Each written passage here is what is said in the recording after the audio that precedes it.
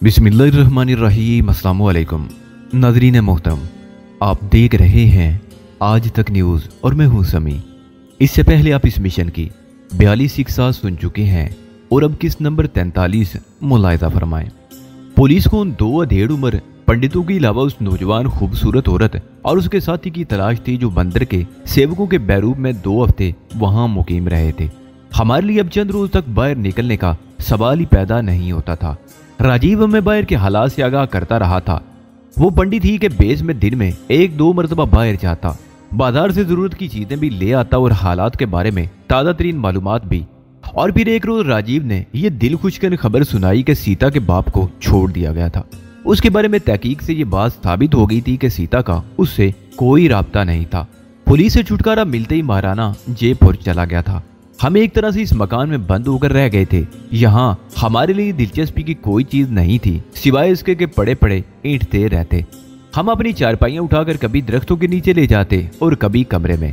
इसी शहर में सीता के बाप की एक और छोटी सी हवेली भी थी जो अरसा से बंद पड़ी थी। सीता का ख्याल था कि हमें उस हवेली में मुंतकिल हो जाना चाहिए, लेकिन मैंने इस तजवीज की मुखालफत की। पुलिस को सीता की तलाश थी और यकीनन हर उस इमारत की निगरानी हो रही थी जिसको कभी सीता या उसके बाप से कोई ताल्लुक रहा हो। 2 हफ्तों में मामलात कुछ ठंडे पड़ गए और हमने ये 2 हफ्ते बड़ी अजियत में गुजारे। इस दौरान मैंने अपनी दाढ़ी मूंछें बढ़ाना शुरू कर दी थी ताकि हुलिये में किसी कदर तब्दीली आ सके। हमने वो थैला अभी तक नहीं खोला था जो मंदिर से लेकर आए थे। सीता ने थैला अपनी खाट पर तकिए के नीचे रखा हुआ था। उस रोज दोपहर को जबकि राजीव मौजूद था, सीता ने खाट पर चादर बिछाकर वो थैला पलट दिया और उन तीनों की आंखें फटी की फटी रह गई। ये सब कहां से आया सीता जी? राजीव के लहजे में बेबना हैरत थी। उसने एक मूर्ति उठा ली, चंद में उसे उल्ट पलट कर देखता रहा, फिर बोला, खालिस सोने की है। कहां से मिला ये सब कुछ? लूदरवा के मंदिर से, सीता ने मुस्कुराते हुए जवाब दिया। हमसे पहले भी बहुत से पंडित और पुजारी वहां जाते रहे हैं, लेकिन ये खजाना हमारी किस्मत में था। बहुत कीमती खजाना है ये, राजीव बोला। वो एक एक चीज को उठाकर देख रहा था। कल्पना और शुभा भी मुख्तलिफ चीजें उठा उठा कर देखने लगी। कल्पना ने वो ताज सर पर उठा लिया जो मंदिर के तहखाने में सीता ने पसंद किया था। कैसी लग रही हूँ महावीर जी? उसने मुस्कुराते हुए मेरी तरफ देखा। राजकुमारी, मैंने जवाब दिया। हाय रे मर्द की जात, सीता गहरा सांस लेते हुए बोली। मंदिर में ये जब मैंने अपने सर पर रखा था तो उस वक्त तुमने यही अल्फाज कहे थे और अब कल्पना को भी गोली दे रहे हो। नहीं कल्पना, तुम इसकी बातों पर यकीन ना करना, ये तुम पर बिल्कुल अच्छा नहीं लग रहा। लाओ ये मुझे दे दो। और फिर उसने खुद ही वो ताज कल्पना के सर से उतार कर अपने सर पर सजा लिया और मेरी तरफ देखते हुए बोली, मैं कैसी लग रही हूँ महावीर जी? राजकुमारी, मैंने कहा। और फिर वो सब भी कह के लगाने लगे। मेरे ख्याल में वो खजाना करोड़ों रुपए मालियत का था। बहुत से जेवरात ऐसे थे जिनके डिजाइन बहुत कदीम थे और बाज़ चीजें तो ऐसी थी जिन्हें कदीम तारीखी विरसा करार दिया जा सकता था। सीता ने उनमें से कुछ चीजें अलग कर ली। उनमें आम लाकड़, चूड़ियां, कड़े और अंगूठियां वगैरह भी शामिल थी। ये डिजाइन नहायत मामूली सी तब्दीलियों के साथ आज भी काम आ सकते थे और उन्हें बाजार में फरोख्त करने में कोई खतरा ना था, जबकि कदीम डिजाइन की कोई चीज देखकर किसी को शुबा हो सकता था। बाकी चीजें सीता ने दोबारा थैले में डाल ली। अब सूरत-ए-हाल ये है राजीव, सीता उसकी तरफ देखते हुए बोली। इस जगह रहना हम सब के लिए मुश्किल है। गर्मी तो है लेकिन पानी का मसला भी है। तुम्हें कितनी दूर से पानी लाना पड़ता है, इसलिए बेहतर है कि हम रिहाइश के लिए कोई और बंदोबस्त कर लें। लेकिन ये जगह बहुत महफूज है सीता देवी जी, राजीव ने कहा। हम किसी महफूज जगह का ही बंदोबस्त करेंगे, सीता ने जवाब दिया। तुम ये 4 चूड़ियां और ये हार ले जाकर फरोख्त कर दो। हमारे पास इस वक्त पैसे नहीं, इन चीजों के बेचने से अच्छी खासी रकम मिल जाएगी। हम किराए पर कोई मकान ले लेंगे। लेकिन मैं ये जिसके पास भी जेवर बेचने जाऊंगा वो इसकी रसीदें मांगेगा सीता देवी जी, राजीव ने कहा। अगर किसी को मुझ पर शक हो गया तो पकड़ लेंगे मुझे तो। राजीव ठीक कह रहा है, मैंने कहा। ये ठीक से बात भी नहीं कर सकता। अगर शुबा हो गया तो पुलिस के हवाले इसे कर दिया जाएगा। तो फिर? सीता ने सवालिया निगाहों से मेरी तरफ देखा। मैं और तुम चलते हैं, मैंने जवाब दिया। जाहिर है हम हमेशा के लिए इस 4 दीवारी में बंद होकर तो नहीं रह सकते और वैसे भी अब मामलात कुछ ठंडे पड़ गए हैं। हाँ, रिस्क तो लेना ही पड़ेगा, सीता ने गहरा सांस लेते हुए कहा। और फिर उस रोज शाम का अंधेरा फैलने के बाद हम बाजार जाने के लिए तैयार हो गए। कल्पना भी हमारे साथ ही थी। सीता ने शुभा के कपड़े पहन लिए थे, घाघरा, चोली और चुनरी। कल्पना ने भी ऐसा ही लिबास पहन रखा था। उसका एक फायदा यह था कि चुनरी से घूंघट निकालकर चेहरा छुपाया जा सकता था। मैंने भी राजीव का लिबास पहना था, धोती, खास राज का कुर्ता और सर पर सतरंगे चुनरी जैसे कपड़े की बल खाती हुई पगड़ी। मेरी दाढ़ी और मूंछें बेतरतीब थी। माथे पर सीता ने टीका भी लगा दिया था। मैंने अपने लिबास में पिस्तौल भी छुपा लिया था ताकि किसी हंगामी सूरत-ए-हाल में अपना बचाव किया जा सके। हमें बहुत दूर तक पैदल चलना पड़ा था। आबादी में जाकर भी हमने कोई रिक्शा वगैरह नहीं लिया और पैदल ही चलते हुए मेन बाजार में आ गए। यही शहर का सबसे बड़ा कारोबारी और तिजारती मरकज था। यहाँ हर किस्म की दुकानें थी। यूं तो मेन रोड पर भी जोरियों की बड़ी बड़ी दुकानें थी। एक तवील गली पर मुश्तमिल सराफा बाजार भी था। शहर में बड़ी रौनक थी। हम बाजार में चलते हुए सराफा गली में घुस गए और जगमगाती हुई दुकानों को देखते हुए चलते रहे और मिलाकर एक दुकान में दाखिल हो गए। यहाँ 2 सेल्समैन थे और सेठ अपनी कुर्सी पर बैठा हुआ था। एक सेल्समैन 2 औरतों को अंगूठियां दिखा रहा था। दूसरा सेल्समैन फौरन ही हमारी तरफ मुतवज्जो हो गया, लेकिन हम उस तरफ आगे बढ़ गए जहाँ सेठ बैठा था। वो मैं देखते ही उठ गया और दोनों हाथ जोड़ दिए। फरमाइए महाराज, क्या सेवा की जाए आपकी? वो बारी बारी हम तीनों की तरफ देखते हुए बोला। हम कुछ खरीदने नहीं आए महाराज, मैंने भी हाथ जोड़ते हुए जवाब दिया। मजबूरी हमें यहाँ ले आई है। कुछ बेचना चाहते हो? सेठ बोला। मैंने इस बात में सर हिला दिया। मेरा अंदाजा ऐसा था जैसे मैं बहुत शर्मिंदगी महसूस कर रहा हूँ। कोई बात नहीं महाराज, जीवन में ऊंच नीच तो होती ही रहती है, कभी ऐसा समय भी आता है। आइए, आप क्या चीज लाए हैं? मैंने सीता को इशारा किया। उसने अपने लिबास में से पोटली निकालकर काउंटर पर रख दी। मैंने वो पोटली सेठ की तरफ सिरका दी। उसने पोटली खोली और एक एक चीज उठाकर देखने लगा। उसकी आंखों में अजीब सी चमक उभर आई। इन जेवरों की रसीद होगी आपके पास? बिलाकर उसने मेरी तरफ देखते हुए कहा। तुम हमका चोर समझो सेठ? मुझसे पहले सीता बोल उठी। ये हमारी नानी का जेवर है जो माताजी ने हमके ब्याह पर दिया था। इसकी रसीद कौन संभाल रखत है? लेना है तो लो, नहीं तो वापस कर दो। ये सब चीज़ा हम कोई और दुकान देखते हैं। मेरा ये मतलब नहीं था देवी जी कि ये जेवर आपने कहीं से चुराए हैं, सेठ ने माजरत करते हुए कहा। कोई हमसे पूछे कि ये गहने हमने कहाँ से खरीदे हैं तो हमें तो कुछ बताना पड़ेगा ना। हम सब समझत हैं, सीता ने कहा। हम अंगूठा लगावत देंगे ना कोरे कागज पर। इस मर्तबा सेठ ने कोई जवाब नहीं दिया। वो उन जेवरों को एक एक करके कांटे पर तोलने लगा। उसके साथ ही वो कुछ हिसाब किताब भी करता जा रहा था और फिर उसने जो कीमत बताई वो चौथाई से भी कम थी। ना भैया, सीता बोली, इससे 2 गुना तो हमारी गाड़ी का पंडित दौलत राम देवत को तैयार है। ना जी, हम ना बेचते हैं। बात यह है देवी जी, सेठ बोला, ये डिजाइन बहुत पुराने हो गए हैं। मैंने तो टांके की कीमत काटी है। हम इन्हें गलाकर नए डिजाइन तैयार करेंगे, तब इनकी कुछ कीमत वसूल होगी। हमार सब समझते हैं सेठ जी, सीता ने कहा। इनको धोखा तुम यहाँ सजा देवोगे अपने शोकेस माँ। हमारा गहने हमका वापस कर देवो तो फिर आप क्या लेंगी देवी जी? सेठ ने कहा। वो अब ज्यादा तक सीता ही से मुखातिब था। वो शायद समझ गया था कि मैं तो महज उल्लू का पट्टा ही हूँ। जो भी फैसला करना है इस देवी जी ही ने करना है। कल्पना भी मेरी तरह खामोश खड़ी शोकेसों में सजे हुए जगमगाते हुए जेवरात को देख रही थी। सीता ने मेरी तरफ देखा, मेरे कान में कुछ खुसर फुसर की। मेरी समझ में कुछ नहीं आ सका था कि उसने क्या कहा था। मैंने यूं ही इस बात में सर हिला दिया और फिर सीता की तरफ देखते हुए जो कीमत बताई वो सेठ की पेशकश से भी दुगनी थी। लेकिन बहरहाल मामला आधी कीमत पर तय हो गया। हमें इन जेवरात की इससे ज्यादा कीमत भी मिल सकती थी, लेकिन उन्हें लेकर दुकान दुकान लिए फिरना खतरे से खाली नहीं था। किसी को हम पर शक भी हो सकता था, इसलिए पहली दुकान पर ही हमने किस्सा खत्म कर दिया। सेठ ने एक सादे कागज पर रसीद लिखवा ली। उसने जब ये पता पूछा तो सीता ने बड़े इत्मीनान से दुर्गा की हवेली का पता लिखवाया। जाहिर है वो नंबर लिखवाया गया था जो म्यूनिसिपैलिटी की तरफ से उस हवेली को अलाट किया गया था और मैं इस नंबर पर कोई शुबा नहीं किया जा सकता था। रसीद पर दस्तखत मैंने ही प्रेमचंद के नाम से किए और नोट सीता ने वसूल किए। चंद नोट मेरी तरफ बढ़ाकर बाकी नोट उसने उसी पोटली में बांध लिए जिसमें जेवरात लाए गए थे और वो पोटली वहीं खड़े खड़े चोली के गिरेबान में डाल ली। वापस जाते हुए हम मुख्तलिफ बाजारों में घूमते रहे। जरूरत की कुछ चीजें भी खरीदी गई। एक जगह फुटपाथ पर बैठे हुए एक ख्वांचा फरोश से अमरूद खरीदने के लिए रुक गए। अमरूद खरीदने के बाद हम जैसे ही आगे बढ़े, कल्पना की चुनरी का नीचे लटका हुआ पल्लू ख्वांचे में अटक गया। चुनरी उसके सर से उतर गई और कल्पना बदहवास सी होकर चुनरी का पल्लू ख्वांचे से छुड़ाने लगी। और जब हम वहां से रवाना हुए तो एक आदमी हमारे पीछे लग चुका था। वो दराज कामत आदमी उस वक्त हमारे करीब से गुजर रहा था जब कल्पना का आंचल गिरा था, तो वो उसका चेहरा देखकर ठिठक गया था और चंद गज आगे जाकर रुक गया था। मैंने भी सरसरी अंदाज में उसकी तरफ देखा था और न जाने क्यों मुझे उसका चेहरा कुछ जाना पहचाना सा लगा था, लेकिन याद नहीं आ रहा था कि उसे कब और कहाँ देखा था। मेरे ज़हन में एक लम्हे को यह भी शुबा उभरा था कि शायद उस शख्स ने हमें जेवरात फरोख्त करते और रकम वसूल करते देख लिया हो और वो उस रकम के चक्कर में हमारे पीछे लग गया हो। हम देहातियों के हुलिये में थे और देहातियों को शहर में आसानी से बेवकूफ बनाया जा सकता था या उन्हें डरा धमका कर लूटा जा सकता था। बहरहाल मैंने कल्पना और सीता को नहीं बताया। वो शख्स तकरीबन 20 कदम के फासले पर हमारे पीछे चला आ रहा था। अब मुझे यकीन हो गया कि वो हमारे ही चक्कर में है। मैं जहन पर जोर देकर याद करने की कोशिश करता रहा कि वो कौन है और उसे कहाँ देखा था। हम गुंजान आबादी से दूर निकल आए। आगे शहर का वो इलाका शुरू हो रहा था जहाँ हवेली नुमा बड़े बड़े मकान थे। सड़कों पर ज्यादा ट्रैफिक नहीं था और रोशनी का इंतजाम भी मुनासिब नहीं था। अगर किसी एक खंबे पर बल्ब जल रहा था तो आगे के 3-4 खंभों के बल्ब या तो फ्यूज थे या सिरे से थे ही नहीं। एक आदमी हमारे ताकुब में लगा हुआ है। सीता ने मेरे साथ लगते हुए सरगोशी की। क्या ऐसी सूरत में सीधा घर की तरफ जाना चाहिए? क्या हमारे लिए ये मुनासिब होगा? मैं सीता की बात सुनकर चौंके बगैर ना रह सका। इसका मतलब था कि उसने भी ताकुब करने वालों को बहुत पहले से देख लिया था। मैं भी उसे देख चुका हूँ। मैंने जवाब दिया, फिलहाल तो अपने रास्ते पर चलती रहो, कोई मुनासिब जगह देखकर उससे निमटने की कोशिश की जाए। हम एक गली में मुड़ गए। मैं एकदम दीवार की आड़ में हो गया और पीछे मुड़कर देखने लगा।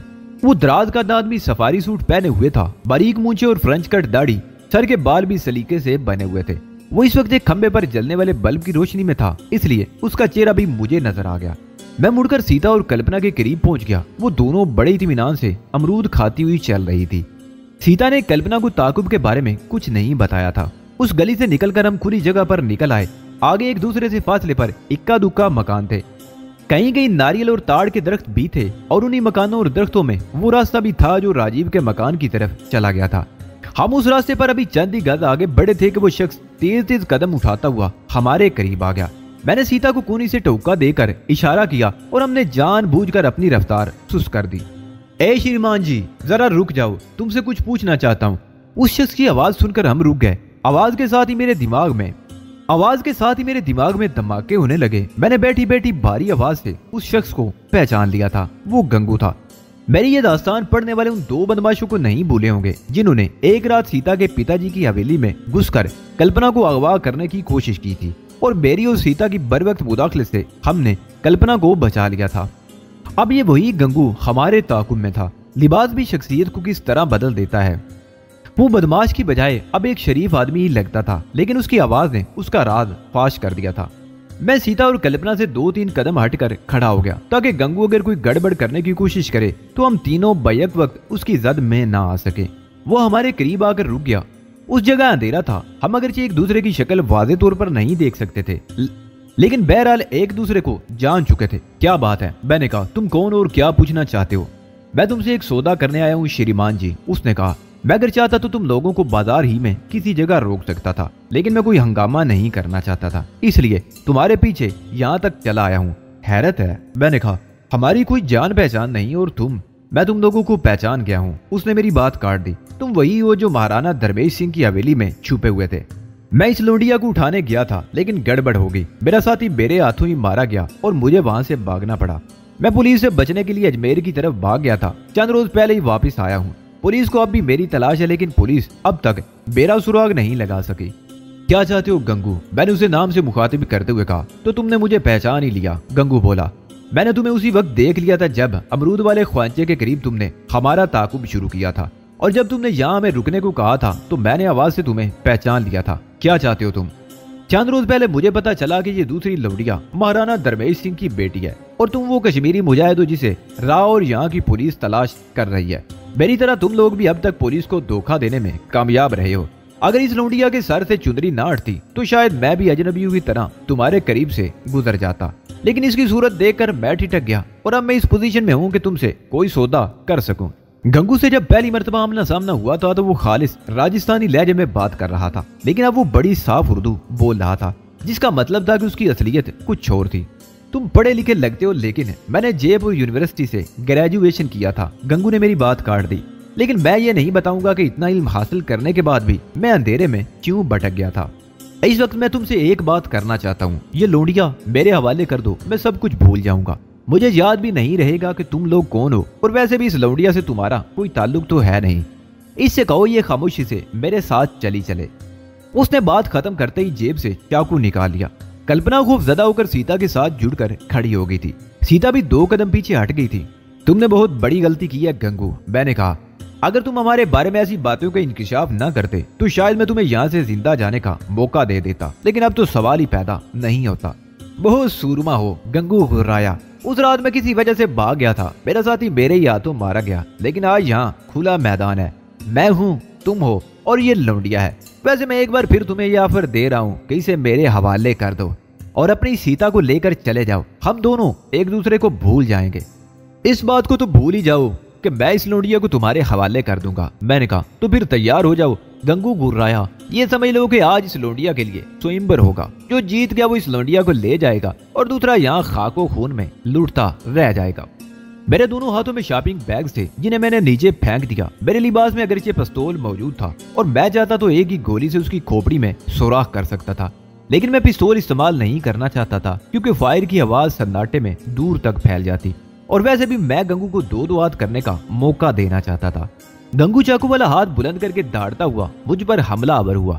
मैंने अपनी जगह से एक हरकत करने की बजाय उसका वार रोका। उसकी कलाई दोनों हाथों में थाम कर नीचे झुकते हुए उसे जोरदार झटका दिया। वो मुंह के बल आगे को झुका। मैंने उसकी कलाई छोड़ दी और बड़ी फुर्ती से सीधा होते हुए उसके कूल्हे पर लात रसीद कर दी। वो मुंह के बल नीचे गिर पड़ा। उसके मुंह से करार निकल गई, लेकिन वो हैरत अंगेज फुर्ती का मुजाहरा करते हुए उठ खड़ा हुआ और उससे भी ज्यादा फुर्ती से दोबारा हमला कर दिया। इस मर्तबा मैंने उसके वार को हाथ से रोकने की कोशिश नहीं की। उसका हाथ जैसे ही नीचे आया मैंने पैर से जोरदार ठोकर रसीद कर दी। चाकू गंगू के हाथों से निकलकर दूर जा गिरा। उसने संभलने की कोशिश की तो मैंने एक और ठोकर लगा दी। ये ठोकर उसके घुटने पर लगी और वो बिल बिलाता हुए एक टांग पर नाच कर रह गया। गंगू को संभलने का मौका देना खतरनाक था। मेरी अगली ठोकर पर वो नीचे गिर चुका था, लेकिन मैं पे दर पे उस पर ठोकर ही बरसाता रहा। लेकिन एक मर्तबा उसका भी दाव चल गया। उसने मेरा पैर पकड़कर जोरदार झटका दिया। मैं लड़खड़ाता हुआ पुश के बल गिरा, लेकिन मैंने उठने में देर नहीं लगाई। गंगू भी उठकर मुकाबले के लिए तैयार हो चुका था। सीता और कल्पना एक तरफ खड़ी थी। सीता तो खामोश थी, अलबत्ता कल्पना चीख चीख कर मेरा हौसला बढ़ा रही थी। गंगू ने उछलकर हमला किया तो मैं अपने आप को बचा गया। वो दूसरी मर्तबा संभल कर फिर मेरी तरफ लपका। इस मर्तबा वो मेरे पेट पर सर से टक्कर मारना चाहता था। मैं फुर्ती से एक तरफ हट गया और उसके साथ ही उसकी गर्दन पर जोरदार गुंसा रसीद कर दिया। वो कराता हुआ मुंह के बल गिरा तो मैंने एक बार फिर उस पर ठोकरों की बारिश शुरू कर दी। गंगू मुझसे ज्यादा कद्दावर और ज्यादा ताकतवर था और मैं इस हकीकत से अच्छी तरह वाकिफ था कि अगर मैं उसकी गिरफ्त में आ गया तो वो मेरी हड्डियों का सुरमा बना देगा। इसलिए मैं उसे संभलने का मौका ही नहीं देना चाहता था, लेकिन मैं ज्यादा देर तक अपनी इस कोशिश में कामयाब नहीं रह सका। एक ऐसा मौका आया कि गंगू मुझसे लिपट गया। गंगू का अंदाज ऐसा था जैसे बड़ी मुद्दत के बाद अपने किसी बिछड़े हुए दोस्त से बगलगिर हो रहा हो। वो मुझे दोनों बाहों के हिसार में लेकर सीने से भींच रहा था। उसकी बाहों का शिकंजा गुजरने वाले हर लम्हे के साथ सख्त से सख्त तर होता जा रहा था। मेरा सांस घुटने लगा। मैं अपने आप को छुड़ाने की कोशिश करता रहा, मगर कामयाब नहीं हो सका। मेरे पांव खुद ब खुद जमीन से उठते चले गए। मेरी हालत गैर होती चली गई। चंद सेकंड और गुजरते तो मैं बेजान होकर उसकी बाहों में झूल जाता, लेकिन मुझे एक मौका मिल गया। मैं अपना एक हाथ आगे लाने में कामयाब हो गया। मेरे जहन में सिर्फ एक ख्याल उभरा था, अब या कभी नहीं। मैंने हथेली फैलाकर उसकी नाक पर जरब लगाई। कोई खातिर ख्वाह नतीजा बरामद नहीं हुआ, अलबत्ता दूसरी जरब से वो अपनी जगह से ही हिल गया। मैंने उसकी नाक पर एक और जरब लगाई और फिर मेरा हाथ मुसलसल हरकत करता रहा। सीने में दम घुटने के बावजूद मुझे यूं लगता था जैसे मेरी सारी कुव्वत मेरे उस हाथ में सिमट आई हो।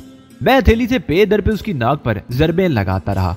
गंगू की नाक से खून उबलने लगा था। उसकी बाहों की गिरफ्त ढीली पड़ गई थी। मैंने एक जोरदार झटका देकर अपने आप को उसकी गिरफ्त से छुड़ाया और सीना सहलाते हुए गहरे गहरे सांस लेने लगा। गंगू भी दोहरा हो गया था। उसकी नाक से खून की धार बह निकली थी। अपनी कैफियत पर काबू पाते ही मैंने गंगू पर हमला कर दिया। मेरी ठोकर उसके पेट पर लगी। वो बिल बिलाता हुआ मुंह के बल जमीन पर गिरा और दूसरे ही लम्हे वो एक झटके से उठ खड़ा हुआ। उसके हाथ में चाकू था। वो जमीन पर गिरा था तो इत्तेफाक से चाकू उसके हाथ में आ गया था। गंगू बैंसे की तरह टकराता हुआ मुझ पर हमला आवर हुआ। मैंने उससे बचने की कोशिश की तो उसका चाकू मेरी बाएं आस्तीन को चीरकर बाजू की खाल पर चरका लगाते हुए गुजर गया। गंगू पे दर पे हमले करता रहा और मैं बचता रहा और बिलाकर मैंने उसके थोबड़े पर जोरदार ठोकर रसीद कर दी। वो चीखता हुआ पीछे उलट गया, लेकिन दूसरे ही लम्हे संभल कर फिर हमला आवर हुआ, मगर इस मर्तबा उसे मेरे करीब पहुंचने का मौका नहीं मिल सका क्योंकि सीता ने बड़ी तेजी से आगे बढ़कर उसकी टांग में टांग फंसा दी थी और कल्पना भी हरकत में आ गई थी। उसने एक बड़ा सा पत्थर दोनों हाथों में उठाकर दे मारा। गंगू लूट लगाकर एक तरफ हट गया था। अगर ये पत्थर उसके सर पर लग जाता तो भेजा बाहर निकल आता। मैंने भी उठकर गंगू को ठोकरों पर रख लिया। एक मर्तबा गंगू को उठने का मौका मिल गया। मेरा ख्याल था कि वो मुझ पर या कल्पना और सीता में से किसी पर हमला करेगा, लेकिन दूसरे ही लम्हे उसने एक तरफ दौड़ लगा दी तो मैं चौंक गया। गंगू का जिंदा बच निकलना हमारे लिए मौत का संदेशा बन सकता था। मैंने अपने लिबास में छुपा हुआ पिस्तौल निकाल लिया और गंगू के पीछे दौड़ लगा दी। अब पिस्तौल का इस्तेमाल नागजीर हो गया था। गंगू मुझे तकरीबन 20 कदम आगे था। मैंने फायर कर दिया। गोली गंगू की पुष्ट पर लगी। वो चीखता हुआ लड़खड़ा कर गिरा। मैं दौड़ता हुआ उसके करीब पहुंच गया। वो उठने की कोशिश कर रहा था तो मैंने उसकी खोपड़ी पर जोरदार ठोकर जमा दी। वो फिर पुष्ट के बल गिर गया। मैंने उसके सीने पर पैर रख दिया। तुम स्वयंवर की बाजी हार गए गंगू, मैंने कहा। तुमने कहा था कि जो जीत जाएगा वो लोडिया को ले जाएगा और जो हार जाएगा वो खाको खून में लूट जाएगा। और अब तुम खाको खून में लूटने के लिए तैयार हो जाओ। मुझे माफ कर दो, गंगू गिड़गिड़ाया। मैं बहादुरों की कदर करता हूँ। तुम वाकई बड़े सूरमा हो। मुझे क्षमा कर दो। तुम जो कुछ कहोगे मैं करने को तैयार हूँ। तुम्हें जिंदा छोड़कर हम अपने आप को मौत के हवाले नहीं करना चाहते, मैंने कहते हुए पिस्तौल को दोनों हाथों में पकड़कर उसके चेहरे की तरफ तान दिया। गंगू कुछ कहना ही चाहता था लेकिन मैंने ट्रैगर दबा दिया। गोली उसकी पेशानी पर लगी और खून का फवारा छूट पड़ा। मैं उछलकर दूर हट गया। गंगू जमीन पर इस तरह लूट रहा था जैसे बकरे को गले पर छुरी चलाकर छोड़ दिया गया हो। मैं गंगू को तड़पते हुए देख रहा था और फिर अचानक ही वो आवाज सुनकर चौंक गया। वो किसी गाड़ी के इंजन की आवाज थी। मैं दौड़कर सीता और कल्पना के करीब पहुंच गया। जमीन पर पड़े हुए शॉपिंग बैग उठाए और उन दोनों के साथ एक तरफ दौड़ने लगा। गाड़ी की आवाज करीब आती जा रही थी। एक मौके पर मकानों की तरफ से उसके हेडलैम्प्स की रोशनी भी चमकती हुई नजर आई। मैंने कल्पना का हाथ पकड़ दिया और ताड़ के दरख्तों में दौड़ता चला गया। सीता भी हमारे पीछे दौड़ती आ रही थी। मैंने एक मर्तबा पीछे मुड़कर देखा। अब उस गाड़ी के लैंप्स की रोशनियां नजर आ रही थी। वो गाड़ी उस तरफ आ रही थी जहां गंगू की लाश पड़ी थी और फिर वो गाड़ी रुक गई। हम तीनों ताड़ के गुंजान दरख्तों में घुसते चले गए। दरख्तों और कच्चे मकानों में होते हुए हम वहां से बहुत दूर निकल आए। मुसलसल दौड़ते रहने से कल्पना हाँपने लगी थी। सीता की हालत भी कुछ अच्छी नहीं थी। उनकी वजह से मुझे रुक जाना पड़ा। मैं जानता था कि हम खतरे से बाहर नहीं हुए थे। मुझे ये भी मालूम नहीं था कि उस गाड़ी में कौन लोग थे। पुलिस की गाड़ी तो वो बहरहाल नहीं थी, लेकिन वो जो कोई भी थे, अगर उन्होंने लाश देखने के बाद गाड़ी से उतरकर हमारा पीछा शुरू कर दिया तो वो हमारे घर तक भी पहुंच सकते थे। 2 मिनट बाद मैं फिर उन्हें साथ लेकर तेज तेज चलने लगा। कल्पना का हाथ मैंने अब भी पकड़ रखा था। हम उस कच्चे मकान की पिछली तरफ से गुजरे जहाँ पहले रोज 2 औरतों ने हमें देखकर प्रणाम किया था। उस वक्त रात के 10 बजने वाले थे। यहाँ बिजली भी नहीं थी और इस वक्त किसी के मकान के बाहर मौजूद होने का इम्कान भी नहीं था जो हमें देख लेता। लेकिन मैं एहतियात का दामन हाथ से नहीं छोड़ना चाहता था। दरख्तों के झुंड से निकलने के तकरीबन 5 मिनट बाद हम अपने मकान पर पहुंच गए। दरवाजे पर बाहर की तरफ बोरी का पर्दा पड़ा हुआ था और अंदर टीन की चादर का दरवाजा था जो दिन में आमतौर पर खुला रहता था मगर रात को बंद कर दिया जाता था। इस वक्त वो दरवाजा खुला हुआ था। सीता और कल्पना के अंदर दाखिल होने के बाद मैंने दरवाजा बंद कर दिया और उसमें लोहे का कुंडा फंसा दिया। राजीव और शुभा आंगन ही में थे। शुभा चूल्हे के पास बैठी हुई थी। पतीली में शायद चावल चढ़े हुए थे। चावलों की खुशबू फिजा में फैली हुई थी। राजीव चारपाई पर बैठा बीड़ी के कश लगा रहा था। बहुत देर कर दी तुम लोगों ने, हम तो परेशान हो रहे थे, राजीव ने हमें देखते हुए कहा। बाजार में देर हो गई और फिर रास्ते में एक समस्या में उलझ गए। मैंने उसके करीब खाट पर बैठते हुए कहा और दोनों शॉपिंग बैग सीता के हवाले कर दिए, जिन्हें लेकर सीता अंदर चली गई। शुभा चूल्हे के सामने से उठकर जल्दी से दूसरी चारपाई उठा लाई और पहली चारपाई के करीब बिछा दी। कल्पना के हाथ में अब भी अमरूदों वाला थैला था। उसने वो थैला शुभा के हवाले कर दिया और खाट पर बैठकर गहरे गहरे सांस लेने लगी। एक कैरोसिन लैंप चूल्हे वाले शेड के करीब रखा हुआ था और दूसरा कैंप में। बाहर वाले लैंप की रोशनी कल्पना के चेहरे पर भी पड़ रही थी और उसके चेहरे पर खौफ के तासरात भी नजर आ रहे थे। कैसी समस्या पड़ गई महावीर जी? राजीव ने पूछा। एक पुराने पापी से आमना सामना हो गया था, मैंने जवाब दिया और फिर मैं उसे उस वाक़े के बारे में बताने लगा। ये तो बहुत बुरा हुआ महावीर जी, राजीव के लहजे में तशवीश थी। हमें बहरहाल मोहतात रहना पड़ेगा, मैंने जवाब दिया। सीता कमरे से निकलकर शुभा के पास बैठ गई और फिर तकरीबन आधे घंटे बाद वो और शुभा हमें प्लेटों में चावल निकाल कर देने लगी। हिंदुस्तान के आम बाशिंदों की खुराक दाल चावल ही थे। गरीब तबके में तो ज्यादातर दाल चावल ही खाए जाते थे कि पेट भरने के लिए सबसे सस्ती खुराक यही थी। हम अभी खाना खा ही रहे थे कि बाहर का दरवाजा धड़धड़ाया जाने लगा। सीता, शुभा और कल्पना एक चारपाई पर बैठी हुई थी। मैं और राजीव दूसरी खाट पर थे। राजीव ने सिर्फ धोती बांध रखी थी। उसने करीब पड़ी हुई मैली चादर उठाकर कंधे पर डाल दी और उठकर दरवाजे की तरफ चल दिया और इसी दौरान दरवाजा दूसरी मर्तबा खटखटाया गया था। कौन है भैया? आ रहा हूँ, हरी राम हरी ओम। मैं मुतात होकर बैठ गया। पिस्तौल निकालकर चावलों की प्लेट के साथ रख लिया और मैंने ये तहिया कर लिया कि अगर कोई गड़बड़ हुई तो पिस्तौल इस्तेमाल करने में दरेग नहीं करूंगा। नमस्कार थानेदार जी, खैरियत? कोई चोर भाग गया क्या? राजीव की आवाज सुनाई दी। चोर नहीं पंडित जी, हमें एक हथियारे की तलाश है, दूसरी आवाज सुनाई दी। वो गालबन पुलिस वाला था जिसे राजीव ने थानेदार कहा था। 1 घंटा पहले यहाँ से आगे एक आदमी को कत्ल कर दिया गया है। कातिल शायद अब भी इसी इलाके में है। हमें उसकी तलाश है। आपने किसी मशकूक आदमी को तो नहीं देखा इस तरफ? नहीं महाराज, राजीव ने जवाब दिया। मेरे तो मेहमान आए हुए हैं, भोजन कर रहे हैं इस वक्त। आप भी पधारिए, कोई जलपान। शुक्रिया पंडित जी, पर आपके ये मेहमान हैं कौन? वही आवाज सुनाई दी। वो देखिए, वो बैठे हैं, भोजन कर रहे। राजीव ने दरवाजे का बोरी का पर्दा पूरी तरह हटा दिया। वो मेरी दीदी है, और वो मेरे जीजा जी, और वो मेरी दूसरी बहन है, और उसके साथ मेरी पत्नी बैठी हुई है। शुभा नाम है उसका जी। दाल भात बहुत अच्छी बनाती है। आप भी धन्यवाद पंडित जी। पुलिस वाले ने फिर उसकी बात काट दी। वैसे आप लोग मोहतात रहिए, वो हथियारा अभी इसी इलाके में मौजूद है। आप फिक्र ना करो महाराज, राजीव ने जवाब दिया। हमें मिल गया तो उसे रस्सियों से बांधकर आपको इतला दे देंगे। जी अच्छा, जय राम जी की। राजीव दरवाजा बंद करके अंदर आ गया और मेरे साथ बैठकर दोबारा प्लेट में हाथ डाल दिया। पुलिस को उस कत्ल की इतला हो चुकी है और उनका ख्याल है कि कातिल अभी तक इसी इलाके में मौजूद है। वो नवाला मुंह में डालने से पहले मेरी तरफ देखते हुए बोला, वो गलत नहीं कहता। मैंने मुस्कुरा कर कहा, हम तो अभी तक वाकई यहीं मौजूद हैं। अहमद कहीं के। सीता हमारी तरफ देखते हुए बोली, ये तो कातिल को इस तरह तलाश कर रहे हैं जैसे उनके इंतजार में बैठा हो। खाने के बाद भी हम आंगन में बैठे रहे। यहाँ मच्छर बड़े जालिम किस्म के थे, बड़ी बेरहमी से हमारा खून चूस रहे थे और हम उनका कुछ बिगाड़ नहीं सकते थे। कल्पना की तरफ से अब मेरी परेशानी कुछ कम हो गई थी। उसे पहचानने वालों में एक ही सिवा सब मारे जा चुके थे। रामचंद धोबी और उसका एक साथी कई रोज पहले ही मेरे और कल्पना के हाथों मारे गए थे। अब सिर्फ वो बूढ़ा ठाकुर रह गया था जो इस सारे फसाद की असल जड़ था। और मेरा ख्याल है जब वो गंगू के बारे में सुनेगा तो सामने आने की हिम्मत नहीं करेगा।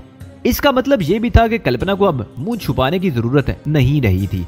हमारा इस मकान में रहना मुश्किल हो रहा था। ये अलग बात थी कि अभी तक किसी को शुबा नहीं हुआ था, लेकिन शुबा हो जाने की सूरत में ये मकान महफूज ना होता। उसे 4 आदमी भी अगर चारों तरफ से घेर लेते तो हमारे फरार का कोई रास्ता न रहता। हम आसानी से मारे जा सकते थे। हमारे पास इतनी रकम आ चुकी थी कि हम कुछ अरसे के लिए किराए का कोई मकान ले सकते थे। सुबह राजीव और शुभा मकान की तलाश में निकल खड़े हुए। कल्पना भी उनके साथ ही चली गई थी। मैं और सीता उस मकान में अकेले रह गए थे। मैं आंगन में दरख्तों के नीचे खाट पर लेटा सूरत पर गौर कर रहा था। लुद्रवा वाले कैंप को हम तबाह कर चुके थे। इजरायली एजेंट वापस जा चुके थे। कैंप इस तरह तबाह हुआ था कि उसे दोबारा काबिल अमल बनाने के लिए कई महीने दरकार थे। इस तरह वक्ती तौर पर भारतीय हुक्मरानों का ये मंसूबा इल्तवा में पड़ गया था। दहशतगर्दों को तरबियत देने का एक कैंप जैसलमेर छावनी में भी था, लेकिन वहां हमारा दाखिला मुमकिन नहीं था। सीता फौरन ही पहचान ली जाती। और वैसे हमारा ये ख्याल भी गलत था कि हमारी तलाश की सरगर्मियां मांद पड़ गई थी। लुद्रवा कैंप की तबाही के बाद हम पहली मर्तबा गुज़िश्ता रात बाहर निकले थे और मैंने ये बात खास तौर से नोट की थी कि शहर की तमाम अहम सड़कों पर चेकिंग हो रही थी। गाड़ियों को रोककर पूछगछ की जा रही थी। बाज गाड़ियों की तलाशी भी ली जा रही थी। पुलिस को एक मर्द और एक औरत की तलाश थी। ऐसे जोड़ों को रोककर उनसे पूछगछ की जा रही थी। मैं और सीता या मैं और कल्पना अकेले होते तो यकीनन हमें भी कहीं न कहीं रोका जाता, लेकिन वो चौंके 3 थे, एक मर्द और 2 औरतें, इसलिए हम बच रहे थे। लेकिन जिस तरह चेकिंग हो रही थी उसके पेश नजर मैं जानता था कि हम ज्यादा अरसा तक छुपे नहीं रह सकेंगे और जाहिर है हम घर में बंद होकर तो बैठ नहीं सकते थे। सीता के पास भी करने को कुछ नहीं था। वो भी मेरे करीब दूसरी खाट पर लेट गई और बातों ही बातों में दुर्गा का जिक्र भी आ गया। दुर्गा के नाम पर सीता के चेहरे पर उदासी सी छा गई। मैं उस शख्स को जिंदा नहीं छोड़ूंगी जिसने दुर्गा पर तशद्दुद किया था। सीता ने दांत पीसते हुए कहा, वो तो पुलिस की तहवील में थी। मैंने कहा, और जब कोई मुल्जिम पुलिस की तहवील में होता है तो आने जाने वाला हर पुलिस एहलकार हस्बे तौफीक मुल्जिम को 1-2 हाथ जरूर लगा देता है। हमें कैसे पता चलेगा कि दुर्गा पर तशद्दुद किसने किया था? मैं उन पुलिस एहलकारों की बात नहीं कर रही, सीता बोली। ये कोई मामूली चोरी या धोखाधड़ी का केस नहीं था कि दुर्गा को थाने में इस तरह रखा गया हो कि हर आने जाने वाला 1 हाथ लगा देता। ये बहुत हसास और अहम मामला था। दुर्गा को तो किसी ऐसे जल्लाद किस्म के पुलिस अफीसर के हवाले किया गया था जिसको अपने आप पर बहुत घमंड हो, और मैं उसका पता चला लूंगी। मेरा भी दिल चाहता है कि मैं दुर्गा के कातिल का गला घोंट दूं, लेकिन ये नया पंगा लेकर क्या हम अपने लिए नई मुश्किलात पैदा नहीं कर लेंगे? मैंने कहा, क्या दुर्गा की हत्या ऐसी बात है कि उसे फरामोश कर दिया जाए? सीता ने चुभती हुई नजरों से मेरी तरफ देखा। बिल्कुल नहीं, मैंने जवाब दिया। तो फिर तुम्हें कातिल को अंजाम तक पहुंचाने में मेरा साथ देना होगा। सीता ने कहा, वो कौन है और कहाँ है ये तुम मुझ पर छोड़ दो, मैं उसे तलाश कर ही लूंगी। मैं तुम्हारा साथ दूंगा, मैंने जवाब दिया। दुर्गा ने हमारे लिए अपनी जान दे दी है। वो चाहती तो पुलिस को बता देती कि हम कहाँ हैं, लेकिन उसने अपना जीवन तो दान कर दिया, पर हम पर आंच नहीं आने दी। और मैं इतना एहसान फरामोश भी नहीं हूँ कि उस तरफ से आंखें बंद कर लूं। ठीक है, सीता ने मेरी तरफ हाथ बढ़ा दिया। तो ये वादा रहा कि हम दुर्गा के कत्ल का बदला जरूर लेंगे और उसका इंतकाम लिए बगैर इस शहर से नहीं जाएंगे। वादा रहा। मैंने उसका हाथ पकड़ लिया। दोपहर हो गई थी। राजीव वगैरह अभी तक वापस नहीं आए थे। सीता उठकर चाय बना लाई थी। इतनी गर्मी में चाय, लेकिन चाय तो बहरहाल ऐसी चीज होती है जिससे इनकार नहीं किया जा सकता। राजीव वगैरह की वापसी 4 बजे के करीब हुई थी। मकान मिल जाने की नवीद के अलावा वो हमारे लिए खाने पीने की कुछ चीजें भी लेकर आए थे। मैं और सीता सुबह से भूखे बैठे हुए थे। हमने फौरन ही उन चीजों पर हाथ साफ करना शुरू कर दिया। राजीव ने धोबीपड़ में एक मकान किराए पर हासिल कर लिया था और अगले ही रोज हम उस मकान में मुंतकिल हो गए। धोबीपड़ अगरचे गुंजान आबादी का इलाका था, लेकिन वो मकान मेरी मंशा के ऐन मुताबिक था। पुरानी तर्ज का ये मकान 4 कमरों पर मुश्तमिल था और वसी पुख्ता स्टेन था, जिसमें मुख्तलिफ फासलों पर 4 दरख्त लगे हुए थे। 3 दरख्त नारियल के थे और एक नीम का कद्दावर और सायादार दरख्त। उन दरख्तों के इर्द गिर्द कच्ची जमीन थी और ईंटों के मुंडीर से दायरे बने हुए थे। बरामदे के सामने उसी तरह तुलसी का एक पौधा भी लगा हुआ था। हिंदू में तुलसी के पौधे को बहुत मुकद्दस समझा जाता है और बाज तबके तो उसकी पुरस्तिश भी करते हैं। ये मकान मेरी मंशा के मुताबिक था। उसके दोनों तरफ गलियां थी और दोनों तरफ दरवाजे थे। एक तरफ का दरवाजा तो बहुत ही तंग सी गली में खुलता था, अलबत्ता दूसरी तरफ कुशादा गली थी। ये मकान एक दौलतमंद बेवा का था। चंद रोज पहले तक वो खुद यहाँ रहती थी। उसका एक बंगला भी था जो उसने किराए पर दे रखा था। वो बंगला खाली हुआ तो खुद वहां मुंतकिल हो गई। यहाँ फर्नीचर वगैरह मौजूद था, अलबत्ता हमें कुछ बर्तन और जरूरत की चीजें लानी पड़ी थी। 3-4 दिन तो हम उस मकान से बाहर नहीं निकले। राजीव भी सारे काम कर रहा था। कभी कल्पना भी उसके साथ ही चली जाती। गंगू की मौत के बाद कल्पना का खौफ अब दूर हो चुका था। ठाकुर के सिवा अब कोई ऐसा आदमी नहीं था जो उसे शिनाख्त कर सकता और ठाकुर से कहीं आमना सामना होने की तवक्को भी नहीं थी। और फिर सीता ने भी मकान से बाहर आमदोरफ्त शुरू कर दी। पहले तो उसने मलबूसात के अलावा जरूरत की चंद ऐसी चीजें खरीदी जिनसे वो अपना हुलिया बदल सकती थी। उसकी आंखें हिरनी की तरह मोटी और स्याह थी। उसने हल्के नीले रंग के कंटैक्ट लेंस लगवा ली। उन कॉन्टैक्ट लेंस से उसकी आंखों की खूबसूरती में कोई फर्क नहीं आया था, लेकिन उसमें कुछ तब्दीली जरूर आ गई थी। उसने बालों का स्टाइल भी बदल लिया और मेकअप से उसके चेहरे में भी बड़ी तब्दीली आ गई। उसे गहरी नजरों से देखे बगैर सीता की हैसियत से शनाख्त कर लेना आसान नहीं था। मैंने भी दाढ़ी मूंछों को मखसूस अंदाज में तराश कर चेहरे में तब्दीली पैदा कर ली थी। आंखों की रंगत तब्दील करने से मुझे भी कंटैक्ट लेंस का सहारा लेना पड़ा था। मेरी आंखें भी अगरचे स्याह थी, लेकिन मैंने अपने लिए ब्राउन रंग के लेंस पसंद किए थे। धोती, मखसूस तराश का कुर्ता और सर पर बलदार पगड़ी। इस हुलिये में मैं कोई ठाकुर ही लगता था। उस रोज मैं और सीता कई रोज बाद इकट्ठे बाहर निकले थे। सीता ने गोल्डन बॉर्डर वाली सुरमई रंग की साड़ी पहन रखी थी। इस लिबास में वो क्यामती लग रही थी। मैं मखसूस राजस्थानी लिबास में था। हम कुशादा गली की तरफ मकान से निकले थे। चंद गज दाईं तरफ जाकर ये गली बाजार से जा मिलती थी। हम उस बाजार में कुछ दूर तक पैदल चलते रहे और फिर सीता ने रिक्शा रुकवा लिया। जब हम घर से निकले तो 8:30 बज रहे थे। रिक्शे ने 20 मिनट में हमें महाराजा होटल पहुंचा दिया। उस होटल का क्लब सरकारी अफीसर के लिए अपने अंदर बड़ी कशिश रखता था। यहाँ फौजी अफीसर भी आते थे, सरकारी महकमों के कलीदी ओहदों पर फायज अफीसर भी और पुलिस के अफीसर भी। इसे तुम गोश्तखोरों का अड्डा भी कह सकते हो। सीता ने रिक्शे से उतरकर होटल के मरकजी गेट की तरफ बढ़ते हुए कहा, यहाँ सरकारी अफीसर भी आते हैं और ठेकेदार और कारोबारी किस्म के लोग भी। ये लोग दफ्तरों में जो बात नहीं कर सकते, यहाँ किसी खौफ के बगैर इस पर तबादला ख्याल होता है। ब्रीफ केस भी हाथ बदलते हैं और जो काम दफ्तरों में अफसरों की मिन्नत समाजे से नहीं हो पाता, यहाँ चुटकी बजाने में हो जाता है। फर्क सिर्फ इतना है कि यहाँ नोटों की गड्डियां एक जेब से निकलकर दूसरी जेब में बस मुंतकिल हो जाती हैं। तुम यहाँ किस लिए आई हो? मैंने पूछा।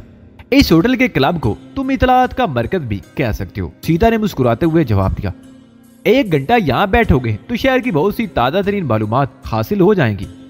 हम बरामदे में पहुंचे तो दरबान ने जल्दी से दरवाजा खोल दिया। वसी अरीज लाबी में भी खास रौनक थी।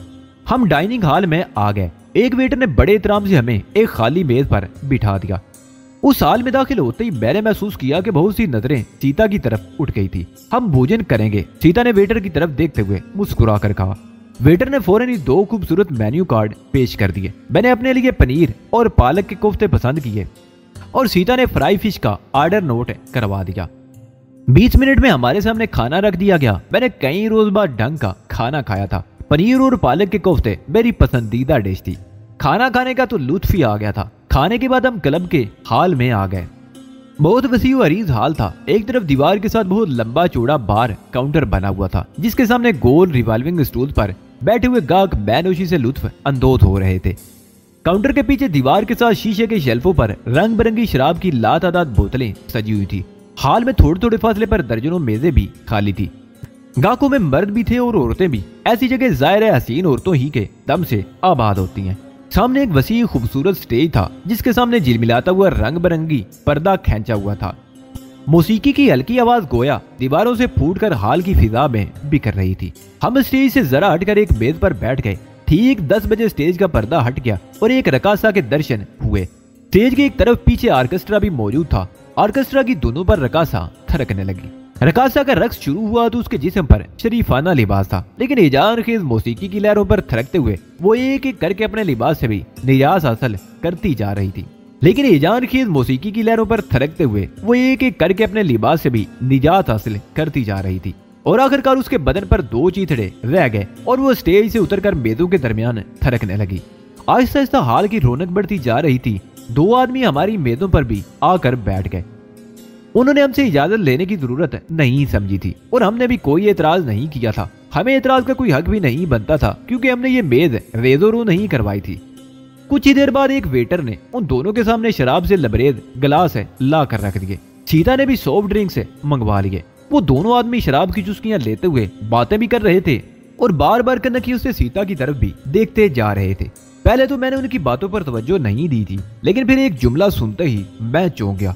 एक आदमी कह रहा था, हैरत है उन्हें इतने रोज बाद मंदिर में किसी तय खाने का ख्याल आया। हालांकि सबसे पहले उन्हें इस तरफ तवज्जो देनी चाहिए थी। और मेरा ख्याल है कि लूदरबा के उस मंदिर के तय खाने से कोई खजाना तो बरामद नहीं हुआ होगा। दूसरे ने कहा। मैंने सीता की तरफ देखा, लगता था वो भी उनकी बातें दिलचस्पी से सुन रही थी। पहला आदमी कह रहा था, खजाना तो नहीं मिला, अलबत्ता कैंप के सिक्योरिटी इंचार्ज धर्मेश नाथ की गली सड़ी लाश और दर्जनों इंसानी ढांचे मिले हैं। तहखाने के अंदर से वो तवील सुरंग कैंप के अंदर तक चली गई हैं। उन सुरंगों के दरियाफ्त होने के बाद कहानी कुछ बदल गई है। क्या मतलब? दूसरे आदमी ने पूछा। पहले तो ये समझा जा रहा था कि कैंप के अंदर ही का कोई आदमी है जिसने कत्लो गारतगरी मचा रखी थी और धमाके भी उसी ने किए थे। सुरंग के अंदर भी एक गार्ड की गली सड़ी लाश मिली है। धर्मेश नाथ और उस गार्ड को गोलियां मारकर हलाक किया गया था। उन सुरंगों की लाश की दरियाफ्त के बाद नजरिया बदल गया है। और अब नया नजरिया क्या है? दूसरे आदमी ने पूछा और मेरी तरफ देखते हुए बोला, महाराज आप हमारी बातों से बोर तो नहीं हो रहे? नहीं श्रीमान जी, मैंने जवाब दिया। आप लोग गालबन उस लूदरबा कैंप के बारे में बातें कर रहे हैं जिसके बारे में पिछले दिनों बड़ा चर्चा रहा है। हाँ वही लूदरबा कैंप, उसके बारे में नए नए और सिंथनी खेज इंकशाफात हो रहे हैं। और श्रीमती जी आप तो इन बातों से बोर नहीं हो रही? ये बात पहले आदमी ने कही थी जो मंदिर के बारे में इंकशाफ कर रहा था। नहीं श्रीमान जी, सीता मुस्कुरा दी और इस तरह हम भी उनकी तरफ मुतवज्जो हो गए और उनकी बातें दिलचस्पी से सुनने लगे। हाँ तो दूसरा नजरिया क्या है राव जी? दूसरे आदमी ने पूछा। दूसरा नजरिया ये है ठाकुर प्रेमचंद जी, पहला आदमी गहरा सांस लेते हुए बोला। सुरंगें दरियाफ्त होने के बाद ये नतीजा अखज किया गया है कि ये कार्रवाइयां किसी अंदर के आदमी की नहीं, बाहर के आदमियों की थी। और बाहर के आदमियों में मंदिर के पंडित और उस खूबसूरत साथी लड़की के सिवा कोई नहीं आया। उसके बारे में फिलहाल ये फर्ज कर लिया गया है कि वो लड़की राह की साबिक एजेंट सीता और वो पंडित कश्मीरी मुजाहिद शमरोज था, जिसके बारे में पुलिस और इंटेलिजेंस को ये जानकारी हुई है कि वो दोनों जैसलमेर में मौजूद हैं। कुछ दिन पहले तक वो दोनों महाराणा धर्मेश सिंह की रखेल दुर्गा की हवेली में ठहरे हुए थे। दुर्गा को हिरासत में लेकर पूछगछ की गई, मगर उसने कुछ नहीं बताया और ख्याल है कि उन दिनों वो दोनों साधुओं के बेस में उस मंदिर में मौजूद थे। कैंप के सिक्योरिटी इंचार्ज धर्मेश नाथ के बारे में कहा जाता है कि वो कैंप से उन दोनों के लिए नाश्ता और खाना लेकर आता था। पहले तो यही सोचा गया था कि वो उस गोपी के चक्कर में है, मगर धमाकों के बाद जब वो भी लापता हो गया तो ये समझा गया कि धमाकों में उसका हाथ था और वो अपने आप को बचाने के लिए गायब हो गया है। लेकिन मंदिर के तय खाने से उसकी लाश मिलने के बाद सोचने वाले की सोचों का रुख भी बदल गया है। राव चंद को खामोश हुआ, फिर बोला, अब इस नजरिए पर गौर किया जा रहा है कि धर्मेश नाथ भी उन दोनों के साथ मिला हुआ था। वो तय खाने की सुरंगों के जरिए कैंप में दाखिल होते और लाशें गिराकर गायब हो जाते। धमाकों के लिए गोला बारूद भी उन्हें धर्मेश नाथ ही ने फराहम किया था और वो गार्ड भी उनके साथ शामिल था जिसकी लाश सुरंग के अंदर पाई गई है। और जब उन लोगों का मतलब पूरा हो गया तो वो उस गार्ड और धर्मेश नाथ को भी कत्ल करके फरार हो गए। इंटेलिजेंस को पूरा यकीन है कि वो सीता और शमरोद ही थे जो अब भी जैसलमेर में ही मौजूद हैं। और मेरा ख्याल है उनकी गिरफ्तारी और निशानदेही के लिए लाखों रुपए के इनाम का ऐलान किया जाने वाला है। कल या परसों के पेपर में शमरोद की वो तस्वीर भी शाया की जाएगी जो एक मैगजीन में छपी थी और उसे उससे शनाख्त किया गया था। एक बात तो बताओ राव जी, प्रेमचंद शराब का घूंट भरते हुए बोला, तुम्हें ये सब कुछ कैसे मालूम हुआ? अभी तक तो किसी पेपर में ऐसी कोई बात नहीं छपी। तुम भूल गए हो कि मेरा भांजा बाबू राव इंटेलिजेंस में है। राव ने जवाब दिया, मैं घर से निकलने ही वाला था कि वो मिलने के लिए आ गया। सब कुछ उससे मालूम हुआ है और मंदिर के नीचे तय खाने का इंकशाफ भी आज दोपहर के वक्त ही हुआ है। अगर बाबू राव इंटेलिजेंस में ना होता तो मैं भी दूसरों की तरह इन बातों से बेखबर ही रहता। बहुत सी बातें तो अखबारों में भी नहीं छपती। एक बात और, राव जी ने शराब का आखिरी घूंट पीकर वेटर को मजीद शराब लाने का इशारा किया और बात जारी रखते हुए कहने लगा, वो दोनों दुर्गा नामी उस औरत के पास जिस हवेली में ठहरे हुए थे उसे सील कर दिया गया था, लेकिन अब कल किसी वक्त वो हवेली खोली जाएगी और वो इंस्पेक्टर शिवानाथ हवेली की तलाशी लेगा। हो सकता है हवेली से उन दोनों का कोई सुराग ही मिल जाए। इंस्पेक्टर शिवानाथ कोई तोप किस्म की चीज लगता है। मैंने पहले भी बहुत अहम मामलात में उसका नाम सुना है। प्रेमचंद ने कहा, वो वाकई तोप चीज है। अपने महकमे में वो जल्लाद के नाम से मशहूर है। दुर्गा नामी औरत से तफ्तीश की जिम्मेदारी भी उसी को सौंपी गई थी। उसने ऐसे ऐसे हाथ दिखाए कि दुर्गा की आत्मा भी बेअक्ल रहेगी। उसने दुर्गा की टांगे चीर दी, मगर दुर्गा भी बड़ी सख्त जान औरत थी। उसने जान दे दी मगर जबान नहीं खोली। मैंने सीता की तरफ देखा, उसने आंखें बंद कर ली और झुरझुरी लेकर रह गई। राव जी ने भी उसकी कैफियत को नोट कर लिया और जल्दी से बोला, माफ करना देवी जी, हमें आपके सामने ऐसी बातें नहीं करनी चाहिए थी।